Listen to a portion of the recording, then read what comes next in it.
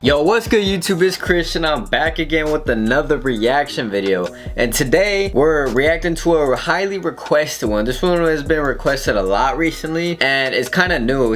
Disturbed Reality only posted this like 3 months ago, so it's fairly new, but it's the depravity of Miguel Treviño Morales, and it's the worst what the fuck, why did it say losses at this? The worst Los Zetas Gore video. These cartel videos are honestly getting like insane, and it's not stopping, and a lot of people are telling me that they really enjoy these videos, a lot of like really notable people, so I really appreciate all you guys. I'm gonna keep doing this, and shout out to Disturbed Reality once again for keeping us entertained, you feel me? So I'm gonna leave the original link down below if you guys want to go check it out for your guys selves, or just check out his channel in general. But this one's pretty long, not gonna lie, so we're just gonna get it popping. This shit is 23 minutes, bro. I ain't never reacted to a video this long in my life. It's hot too. I'm in Cali, bro. It's like 100 right now. Welcome back to Disturbed Reality. Today's video topic is a case in which many of you have requested in the past few months. We go back to the channel's bread and butter, covering the vicious brutality of drug cartels in Mexico. Today's case stems from the war between the Gulf Cartel and Los Zetas, a war in which raged on for 5 years, from 2010 until 2015, when Los Zetas split and fractured into different organizations, one of which being Cartel del Noreste. Despite Los Zetas— Do you guys wonder like how much research this guy does before he fucking makes these videos? Because he be talking about a gang and shit, so he must be doing his research. Overwhelming firepower and manpower, it was the Gulf Cartel who finally won the war. At the end of the day, Los Zetas bit off more than they could chew. Their tactics of paramilitary hyper-violence and narco-terrorism, while effective at battling rival drug cartels, would prove to be their undoing. The unprecedented levels of violence carried out by Los Zetas caught the attention of the Mexican government and law enforcement. Los Zetas, not being the types to back down, openly challenged the Mexican government in Damn, they're brutal. But I was gonna say, how many cartels are there? Are there like hundreds of cartels and there's only like a few big ones, or is there just only like a few of them? Because I know the big cartels have majority of like territory and stuff, you know, so I wonder how many there actually are. And there's probably like some cartels trying to become big today and just take over everyone. States across Mexico, but as the years passed, more and more cartel leaders within Los Zetas were captured and arrested, which eventually led to the organization's fracture and split in 2015. If you have followed this channel for any length of time, you are fully aware of Los Zetas' origin story.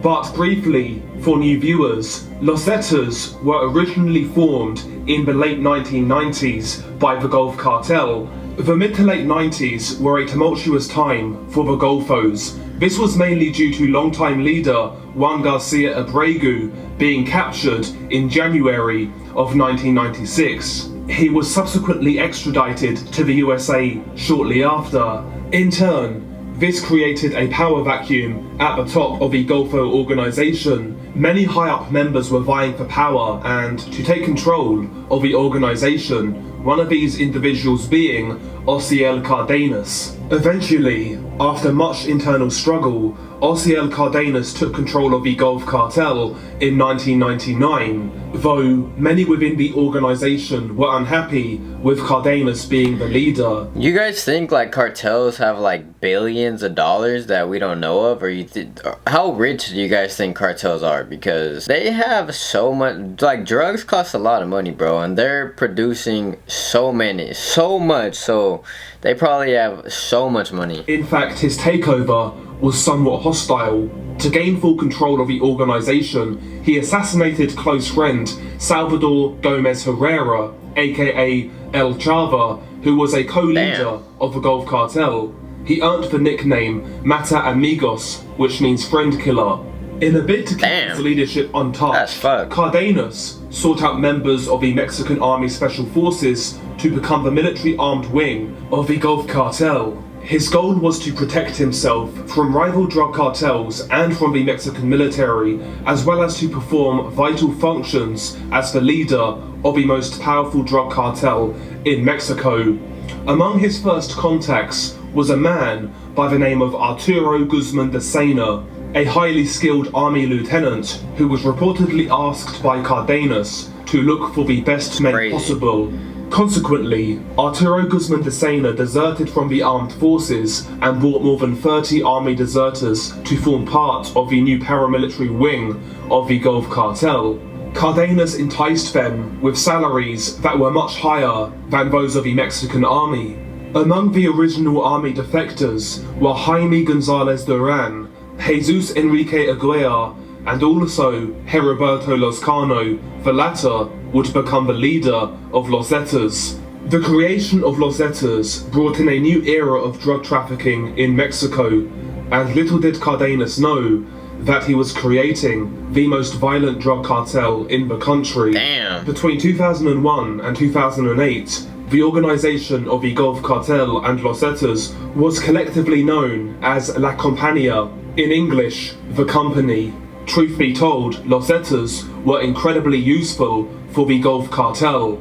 Due to their military expertise and tactics, the Zetas secured new drug routes for the Gulf Cartel, in particular in 2003, when the Gulf Cartel sent Los Zetas to Tamaulipas to eradicate the Los Chechos gang, who were a group of drug traffickers under the orders of the Milenio Cartel.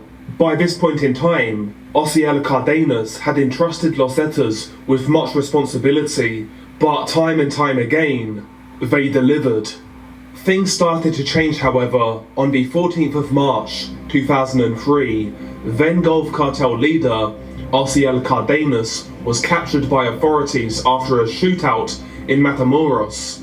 At the time, Cardenas was on the FBI top 10 most wanted list. Damn. And they offered a bounty of $2 million Top 10, bro? for his capture.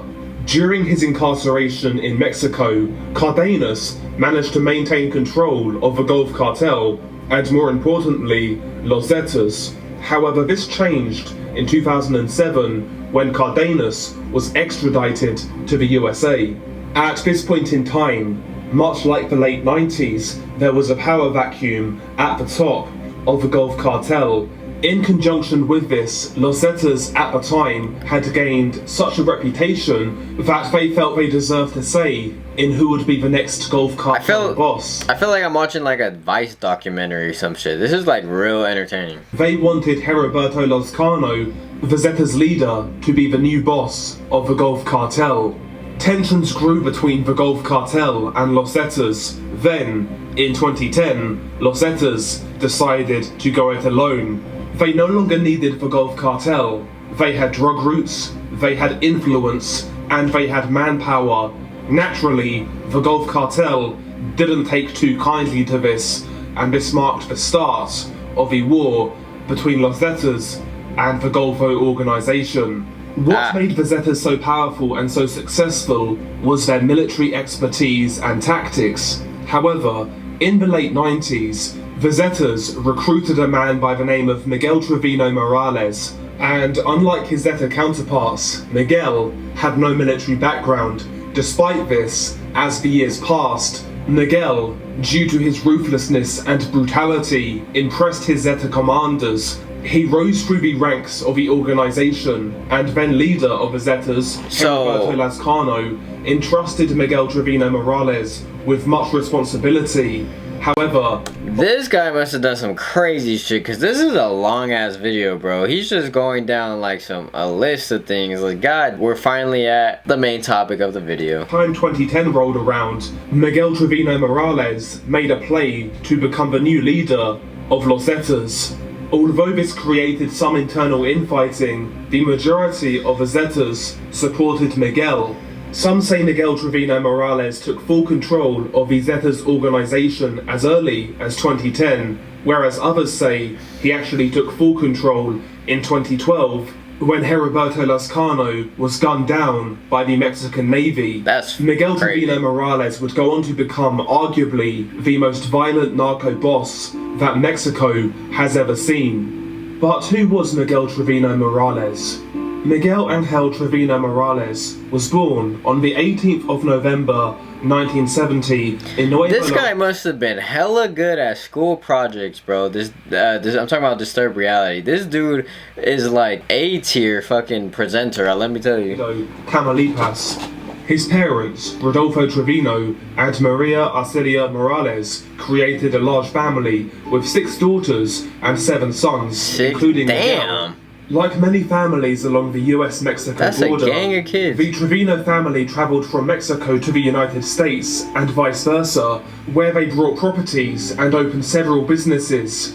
During Miguel's early years, his family were relatively successful. However, Miguel's father soon abandoned the family, forcing a young Miguel to single-handedly raise the whole family. Naturally, the abandonment of his father left him bitter and resentful. Subsequently, Miguel grew up in a lower-class neighborhood in Nuevo Laredo, and because of his family's financial struggles, he sought work. In particular, he would seek work from the wealthy. He would do chores such as mowing the lawn, gardening, cleaning cars, and cleaning gutters. It was honest work, but this is where Miguel was introduced to the criminal underworld. Turns out, Miguel did chores for the local drug dealer, Hector Manuel Sorceda Gamboa, aka El Caris, who later became his mentor. Hector was a high-ranking member of the Gulf Cartel. Shortly after, as a teenager, Miguel began to work for a local gang by the name of Los Tejas, a gang that ran the criminal activities in his hometown of Nuevo Laredo. Initially, he was given menial tasks such as washing cars, running errands, and stealing car parts in Nuevo Laredo. Eventually, Miguel Treviño Morales turned to the drug trade, starting with small-scale drug retail sales. You know what's crazy? This story right here is how a lot of kids grow up and end up involving themselves with the cartel. It's crazy. Smuggling. He was now making good money in Nuevo Laredo and grew the reputation of being a capable trafficker. Treviño Morales grew up disliking Mexico's class disparity and developed so much resentment as to partially explain his violent behavior as an adult. In the early 1990s, Miguel Treviño Morales frequented Dallas, Texas with his family. In 1993, he was apprehended in Dallas County and charged with avoiding police arrest after he had tried to lose the cops in a police chase. He paid a $672 fine and was subsequently released from the county prison. That's it? Few details are known of Treviño Morales' life in Texas. The US authorities believe he learned about power, money, and weapons, and the vast consumer market for illegal drugs while living in Texas. They also believe that he perceived an anti-Mexican bias among Americans, and especially towards Mexican immigrants like him. However, Treviño Morales considered Dallas a home from home because of his large family network that lives in the surrounding areas. According to US investigators, the last time Treviño Morales visited the Dallas area was 2005, when he entered the United States illegally. After growing his reputation in his native Nuevo Laredo, Miguel Treviño Morales was recruited by the Gulf Cartel and Los Zetas in the late 1990s. They hired him due to his experience moving contraband across the border. His fluent English and his criminal contacts on both sides of the US-Mexican border allowed him to gain trust of then leader of the Gulf Cartel, Osiel Cardenas. Upon working with Los Zetas, Miguel was given the alias Z40. Around 2005, Treviño Morales became the regional boss of Nuevo Laredo, and he was in charge of fighting off the incursions of the Sinaloa cartel, which was attempting to take control of the smuggling routes in the area. By 2006, the Gulf Cartel and Los Zetas managed to defeat the forces of the Sinaloa cartel in Nuevo Laredo. Sinaloa concentrated its efforts in northeastern Mexico, becoming more dominant there. Los Zetas at this point started to expand into other criminal activities beyond drug trafficking. Under Treviño Morales, the organization smuggled immigrants into the United States, carried out extortions and kidnappings, sold bootleg CDs and DVDs, and intimidated and killed residents who failed to cooperate with them. This Trevino is Morales fucking remained crazy, in charge bro. of Los Zetas in the state of Nuevo Leon until March of 2007. He was reassigned to the coastal state of Veracruz shortly after high-ranking Zetas leader Efrain Teodoro Torres, aka Z14, was killed in a gun battle at a local horse race. By 2007, then leader of the Gulf cartel Osiel Cardenas was extradited to the USA. It was around this time when the Zetas started to push for independence from the Gulf organization. 2008 would prove to be a pivotal year for Miguel Trevino Morales. In February of that year, Los Zetas leader Heriberto Lazcano sent Trevino Morales along with a Zeta squad to kill rival drug traffickers and take control of the drug trafficking routes in Guatemala. Reportedly, he carried out a military-like ambush that resulted in the death of the Guatemalan drug lord Juan Jose Leon Ardon. An unnamed US official said that Trevino Morales may have been the man who fired the bullet that killed the drug kingpin. Damn. After the successful mission, Trevino Morales was appointed by Heriberto Lazcano as the national commander of Los Zetas, essentially the vice president, a position that was traditionally reserved to Zetas members with a military background. In this position, Trevino Morales had a say in nearly all the decisions Los Zetas made at a national level. In turn, this created some resentment among old generation commanders of Los Zetas who, unlike him, had been in the Mexican armed forces before turning to the drug trade. By 2010, Los Zetas had been split from the Gulf cartel and were at war. At this time, in 2010, Miguel Trevino Morales... Bro, there's so much is going on. I've heard so many fucking names and shit, but it's interesting. ...for control and power. And by 2012, he was in charge of Los Zetas following the death of Heriberto Lazcano. Miguel Trevino Morales ruled with an iron fist. He bribed and intimidated officials to help maintain control and responded to any challenges to his authority or control with brutal violence. Miguel Trevino Morales was feared by everyone, and very few journalists dared to write about him. He was alleged to have a favourite torture method known as el guiso, which means in English, the stew, in which people are stuffed into an oil barrel, doused with gasoline or diesel fuel, and then set on fire to burn alive. His violent behaviour gained him the notoriety of a cult figure. He reportedly survived gun battles unharmed. He avoided making alliances with anyone. He dismembered dozens of victims while they were still alive and dumped them, and he seemed unafraid to die. Los Zetas members claimed that Trevino Morales enjoyed driving around in the city, pointing at people randomly and saying, "Kill this one and kill that one." A former hitman who worked for him told the press in 2013 that Trevino Morales could not sleep at night if he didn't kill somebody that day. Bro, what? He also said that the drug lord would ask his victims how they wanted to be killed. Journalist Alfredo Corchado wrote in one of his books that Trevino Morales enjoyed eating the hearts of his victims even while they were still beating, because he believed that doing this would make him invincible among his enemies and authorities. What the fuck? Miguel Trevino Morales also reportedly coordinated several violent attacks throughout Mexico, including the 2010 San Fernando massacre, where 72 migrants were murdered, as well as the 2011 San Fernando massacre, where a further 193 people were also killed. Miguel's depravity had no limits. In fact, there's a rumor that Miguel Trevino Morales killed a baby belonging to a rival cartel member. Nah. The method Like, of murder... this guy is fucking brutal. I know all the other people are brutal, but this guy just... I don't know. Jesus Christ. ...was to put the baby in a microwave. Again, that rumor has never been corroborated. However, given the type of person that Miguel was, I wouldn't be surprised if it was true. Under the leadership of Miguel Trevino Morales, Los Zetas engaged in a fierce war with the Gulf cartel. The levels of violence were unprecedented. Ultimately, the rise of Los Zetas shifted the narco world into what we see today: hyper-violence, paramilitary tactics, and narco-terrorism. In the early 2010s, truth be told, Los Zetas were having great success in the war against the Gulf Cartel, but what they couldn't contend with was the pressure from law enforcement. High-level Zeta commanders were being captured, and eventually, on the 15th of July 2013, Miguel Treviño Morales was apprehended by the Mexican Marines in Nuevo Leon, near the border of the Tamaulipas state, at around 3:45 AM. It's said that not a single shot was fired.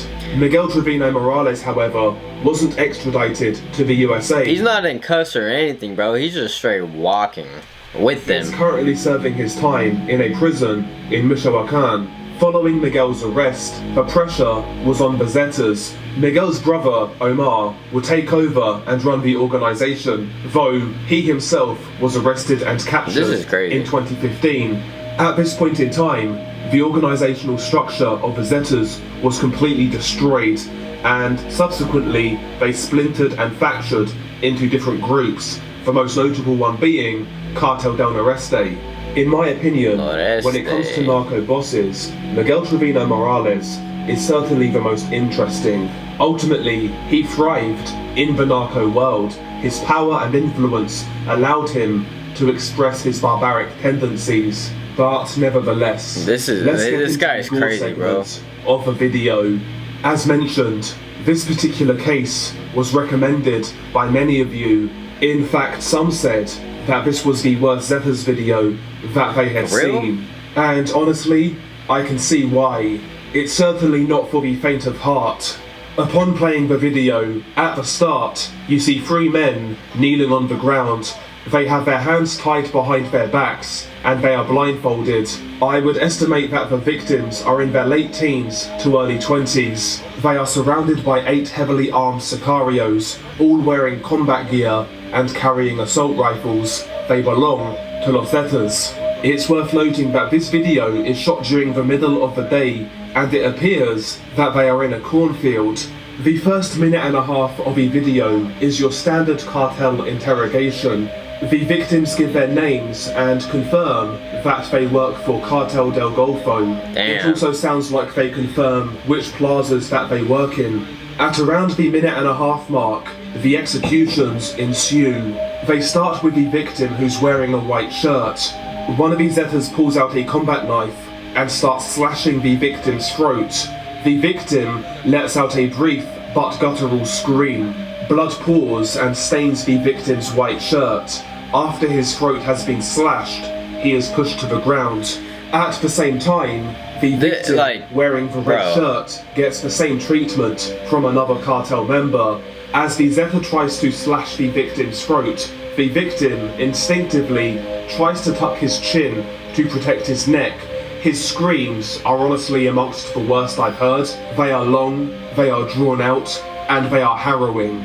As this is happening, the guy wearing the white shirt is now being decapitated by an axe-wielding cartel member. The man wearing the red shirt continues to get his throat slashed as he screams and screams and screams, until eventually the screams turn into a bloody gurgle.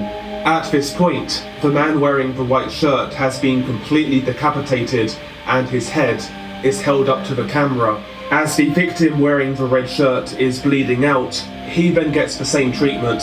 They take the axe and begin the decapitation. All while this is happening, the victim in the middle, wearing the dark blue shirt, remains untouched, and that is where the video ends. I have heard a lot of speculation that the Zetas in this video actually allowed the guy in the middle to live. However, I can't find any evidence to corroborate that. That is just what I've heard online. How true that is, I'm not sure. But when I was recommended this video, I kind of thought that I'd seen it all in regards to drug cartels, but this video really got under my skin, I can't lie. The screams in this video are amongst the worst I've heard in a cartel video, or in any video in general.